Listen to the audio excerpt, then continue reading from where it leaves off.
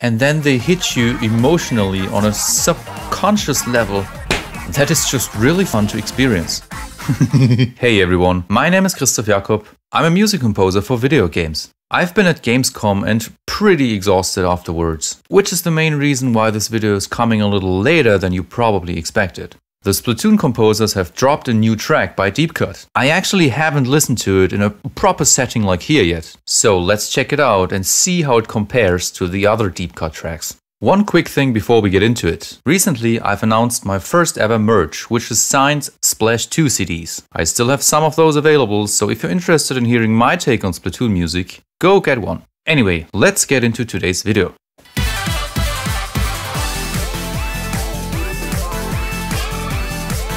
Nice rhythm.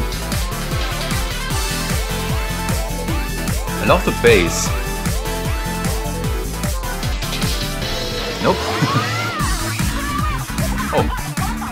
Big Betrayal starts with a little intro fanfare, similar to what you hear at the beginning of a lot of boss themes. Mario games in particular really like to make use of intro fanfares before actually getting into the main part of the music. This does make me wonder if Big Betrayal is supposed to be some sort of boss theme. It does not really give off Splatfest battle tune vibes, at least to me personally. The intro of this tune consists mostly of alarm-like synth sounds.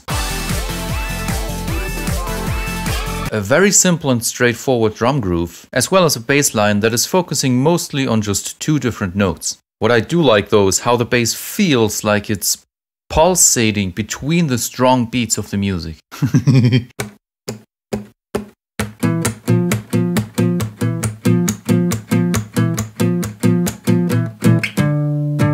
Since we're given so little harmonic information so far, it's actually a little hard to tell which chords are being used here.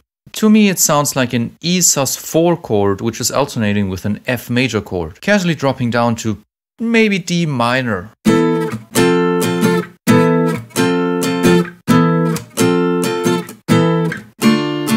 I wonder where this tune is gonna go next. This intro part was awesome.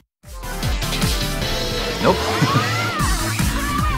Oh, the entire tune changed.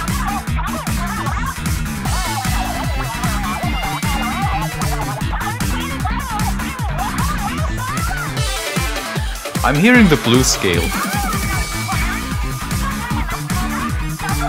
I'm not quite sure if I like what the vocals are doing. But the riff is awesome. I gotta admit that I'm a little disappointed that they didn't develop the ideas they introduced in the intro further. Instead, we're given an entirely new part that has next to nothing to do with what we just heard in the intro. The drums are pretty much the only element that stays the same, but it's playing pretty much the most basic rhythm out there. Kick, snare, kick, snare, kick, snare, kick, snare. Repeat.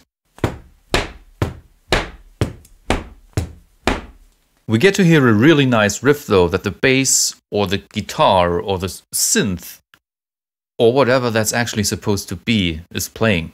It sounds gritty, it sounds edgy, and I can tell you exactly why. It's because the riff is based on an A minor blues scale.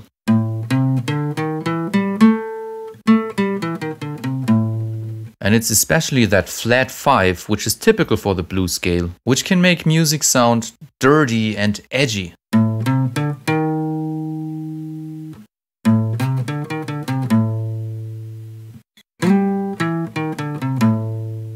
A little fun fact here, almost the entire soundtrack of